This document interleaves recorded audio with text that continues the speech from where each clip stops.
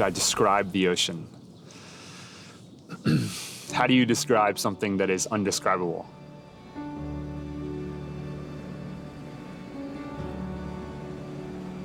The ocean is the most beautiful place I've ever experienced.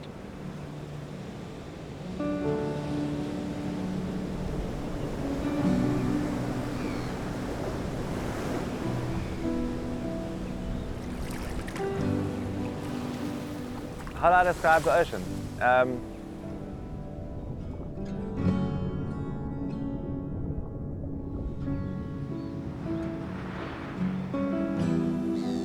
Yeah, that's good. It's a good answer.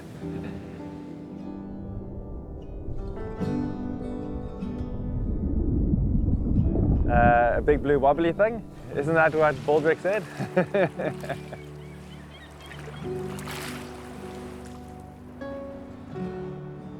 Yeah, it's hard to describe the ocean as one thing because it's always changing. I actually never used the word ocean growing up. For me, it was always the sea. It was really, for me, a magical world. It's powerful, it's intriguing, it's beautiful, it's scary, it's deep, it's shallow. It's kind of almost like a person. You know, the ocean is a living, breathing, sensitive, dynamic thing, and so are we. So it's all about that co-creation and that coexistence. How are we going to work together? When I think of the ocean, I think of something that is ubiquitous, it touches everybody in some way, shape, or form. You get a sense that everything is moving in one swirling mass. We're all in it, we're all experiencing it, and we're all part of it. And it's always changing. Like, we're doing the same thing. We're always changing, we're always moving, we're always flowing. For me, that connection to the ocean has helped me understand so much of how the world works, of how things fit together, how they impact each other.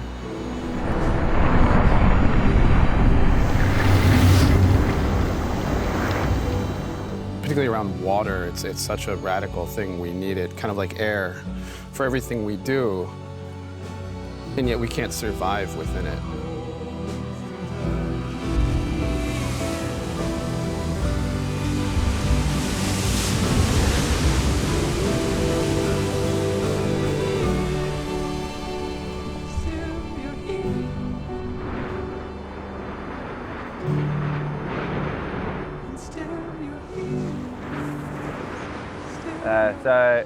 So how do you describe the ocean? It's very difficult in one word, or even in a sentence.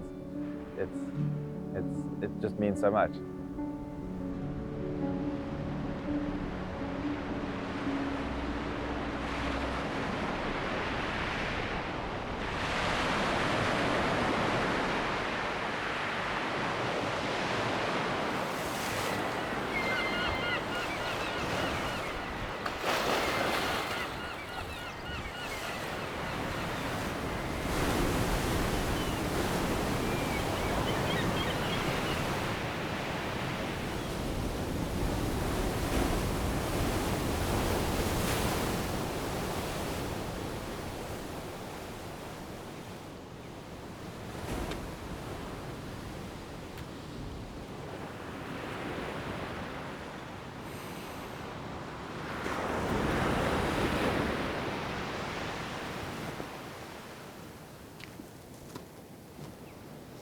Woo! All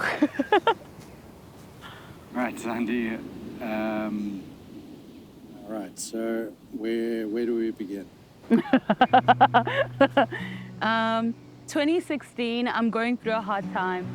I end up on this snorkel trip that 100% changed my life.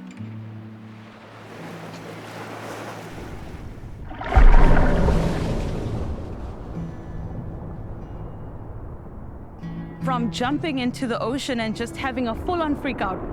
Full-on freak out. I'm drowning, I'm drowning. And I think it was just because I couldn't touch the floor of the ocean, and that was a big fear point for me. And somewhere in that motion is a moment to start finning along with the group. And I just look beneath the surface, and this moray eel makes its way, you know, while we're on the surface. And I'll never forget that moment, because I saw something that I thought looked like me. And that's the thing about the ocean, that everything looks just as it does. And it's the most normal thing. And no one freaks out about how anything looks. I duck in, just following what he's doing. And for maybe 20 seconds, I hold my breath. And what lands in my body is a feeling I'd never felt before. That moment 100% changed my life. And if I had to explain it, it's to be seen in all the ways you hope that you would be seen as a being outside of all identities. The ocean was the one place where I could be all the boy I wanted to be and all the girl I wanted to be. And it had no particular word. It just was. It was a world where I could belong, where I could be normal, and everyone is just beautiful in a different kind of way. People would only need to experience for themselves in order to be broken open from the molds that we create. And I think that's what the energy is, actually, the constant shatter of whatever mold you arrived as. You always shatter open, and your new energy when you emerge.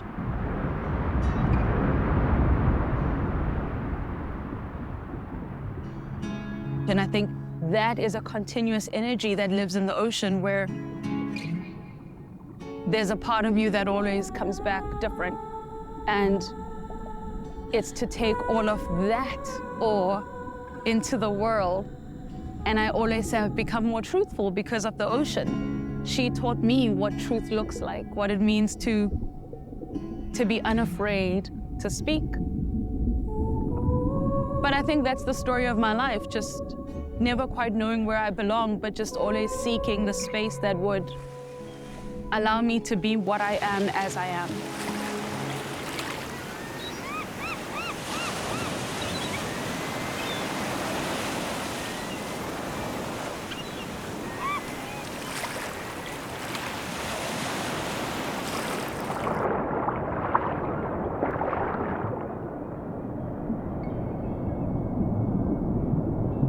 The free fall is the ability to release, and I think that's probably where it starts.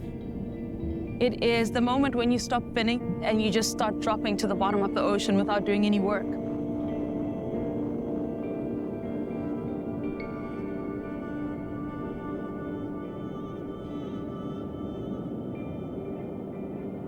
What does it feel like? It feels like accessing the infinite. Feels like you fell into this world, and you're formless and you're everything. And it's just these seconds that feel like eternity.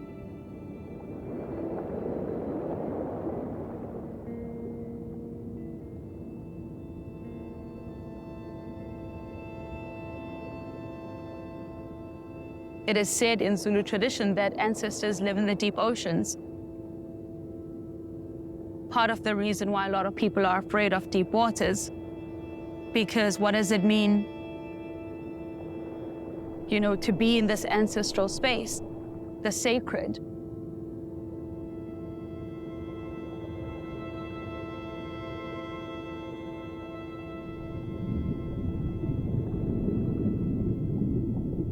But as I grew up, I always believed that we need to revisit our agreements. And I think that's where my faith built from.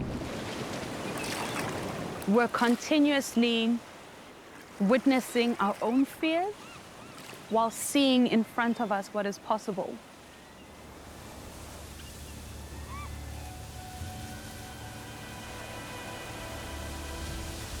On every single dive, on every single breath hold, on every single moment, to find the softness within your body, to place your own vulnerabilities with her continuously.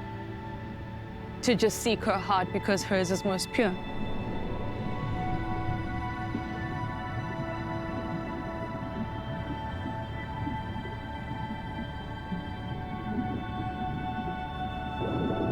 I think for me, the continuous space of, hours in the water when it's cold and, you get to find comfort in discomfort and uncertainty.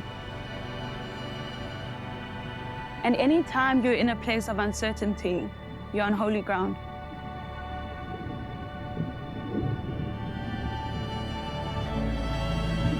As you crawl through the face of fear, it's just this little bit of light, and that light is enough to set you off.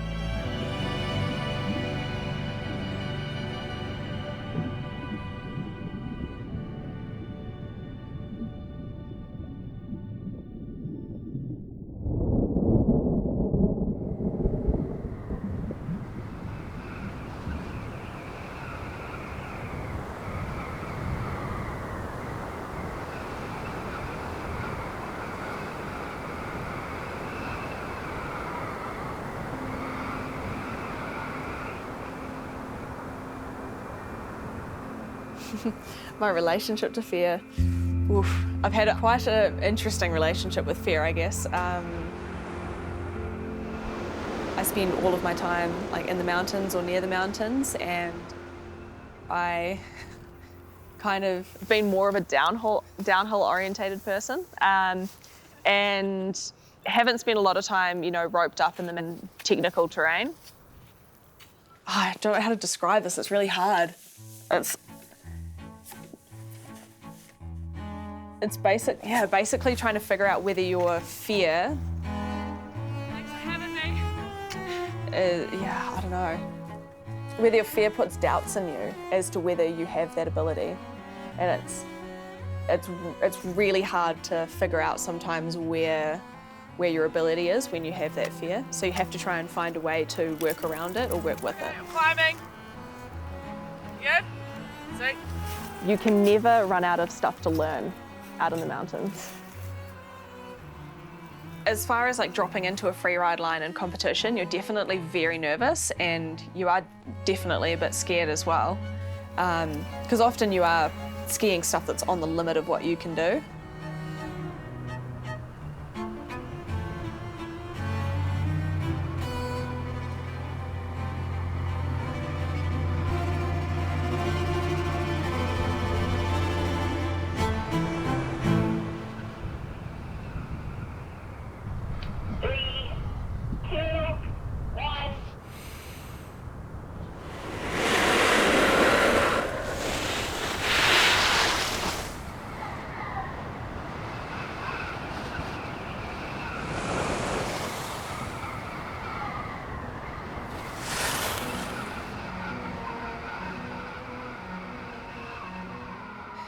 Once you're in that flow state, that fear disappears.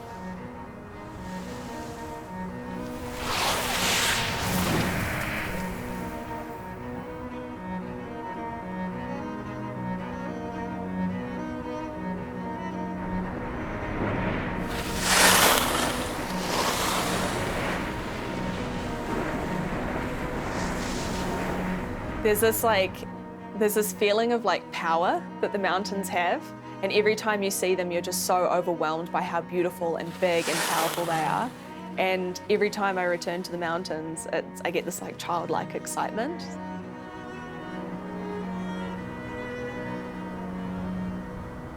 Mountains have impacted my life in a way that I have pretty much built my whole life around them. I spend all of my time in the mountains or near the mountains, and I think the beautiful thing about New Zealand is because it is surrounded by the ocean, we can see the full life cycle of water. You can see where it is in the mountains and where it runs down into the oceans. From some of the highest peaks in New Zealand, you can see those rivers running all the way out into the sea. Everything that we do up in the mountains is going to eventually be in the ocean, and whether that's pollution, whether that's anything that we get up to up here, if I pee on the slopes, it's going to eventually end up in the ocean, So So I think that, like, the way that flow and water and the environment and everything connects us is that we're all in it, we're all experiencing it, and we're all part of it. You know, whether, you know, if you think about snow, it's always, yes, it's solid state of water, but it's actually always flowing, it's always moving, and it's always changing. And I think that's, you know, like we're doing the same thing. We're always changing, we're always moving, we're always flowing.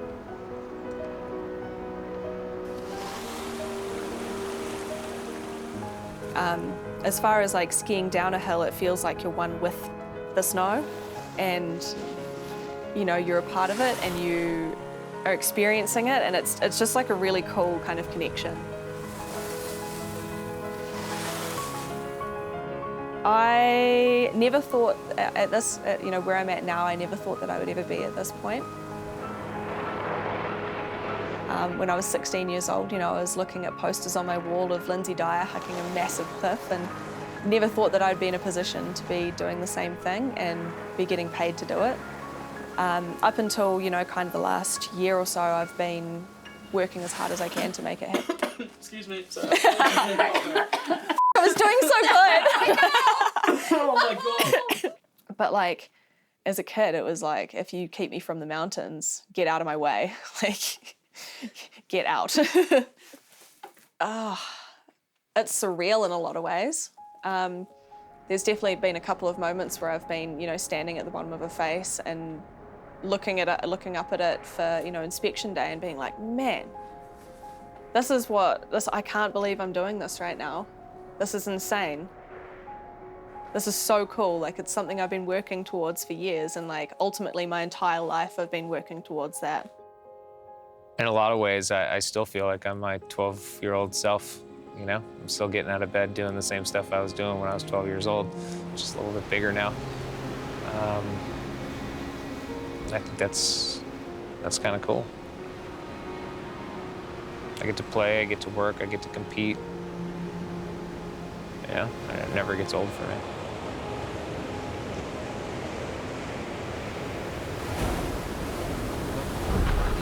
I've been sailing my whole life, like from when I was about 6 years old. 6 weeks old, in fact, I think was probably the first time I went on a boat.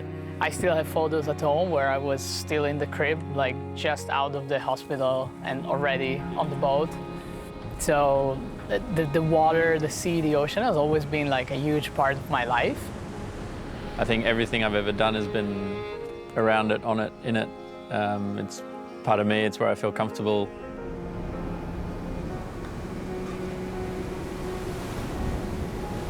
Yeah, I mean, I remember growing up and looking at globes in the classroom and wall maps, you know, those things that you'd pull down, and old wooden hooks and the whole thing, and thinking the world was so big. Feeling like, even at such a young age, to feel like free, and, you know, like there are no lines, there are no like directions. You are in a small little boat around the ocean, and the limit is really like just where you want to go, and the equipment that you have, the boat and the team that you have. For me, sailing is it's like a feeling of empowerment.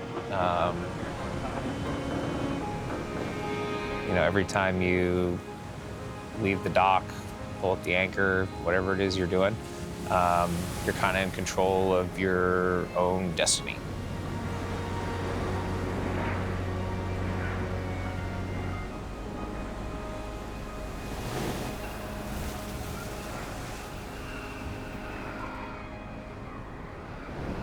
When we're sailing, we are seeing a small part of a big picture, and we're kind of in our own world within a world. And you have 360 degrees of open ocean and a landless horizon.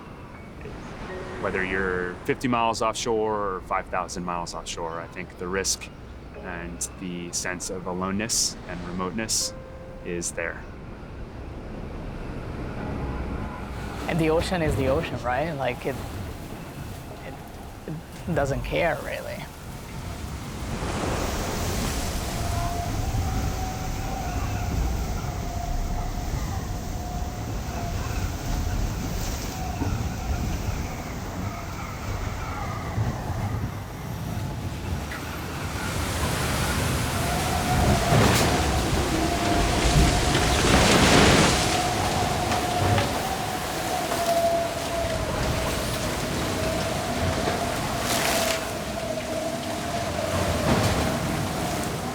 we're deep in the Southern Ocean, we are, you know, I think we're closer to the space station than we are to land. So you really are in the most remote places in the world.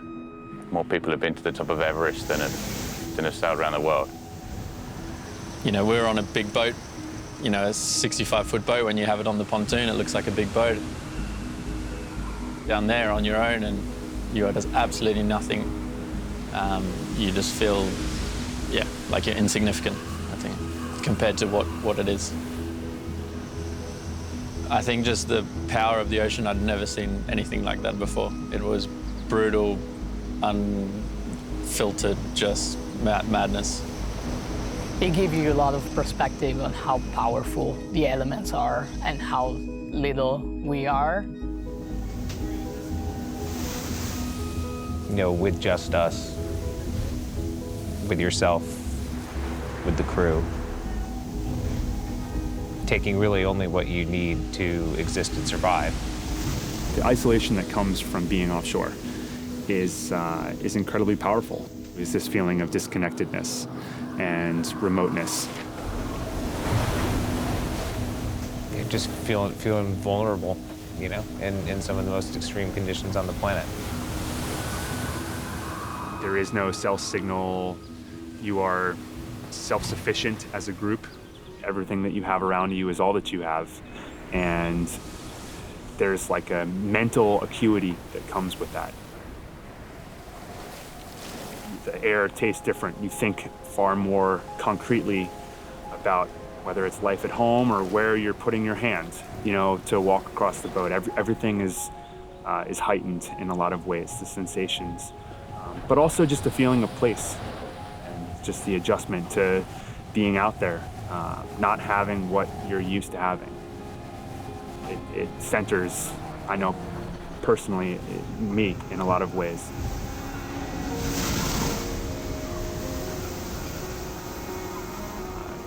There are parts of it that at its extremes, you know, make you consider your place in the universe and this planet and how unique and special it is and how significant the connection is between land and sea. And that's a perspective I never had before. I don't think I understood the value of taking care of the soil that's underneath you and how that plays into the ocean that we sail across. The more time you spend on the ocean, the more you realize how small this planet is.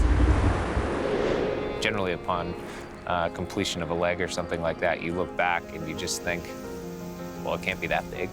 We just crossed it, you know?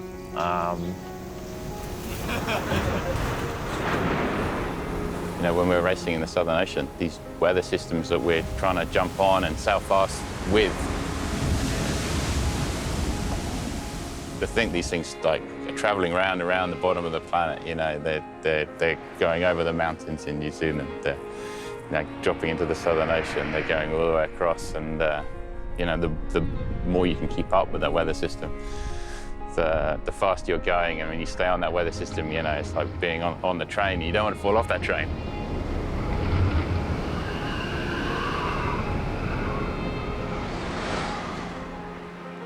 Provides this unique perspective, not only of the ocean, but of the planet, inclusive of the people living on it. And then you think about the big picture and, you know, how do we take care of our oceans? How do we take care of our planet? But it really starts from like taking care of your own first, because then it's so much easier to understand what the bigger picture can be. You can't trust that the boat is going to survive the race. You can't trust that you're not going to have to sail through some extreme weather. You can't trust that competition is always going to be there for you if you need them. But the one thing that you can trust is that the 4 other people on the boat are going to be there for you. Team chemistry and the quality of the people that you surround yourself with is far more important in a lot of ways than skill sets or experience. You have a bad day and everybody around you has to live with it.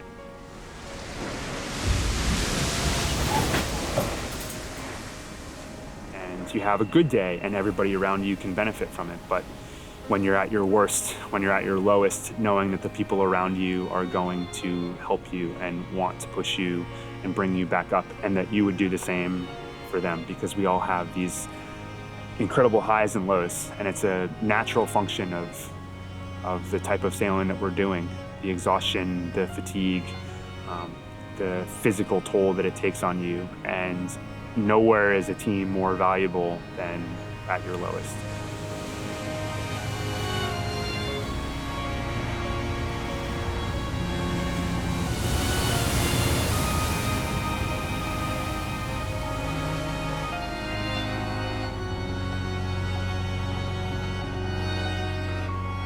I think if you try and look at the big picture of trying to sail around the world or try and climb a mountain or start a company or whatever it is, if you look at the big picture, it's just impossible for your mind to comprehend and you just think, oh, I'm never going to make it. If you break it down into small things, especially when it's tough, and just say, well, okay, I'll just get through my watch.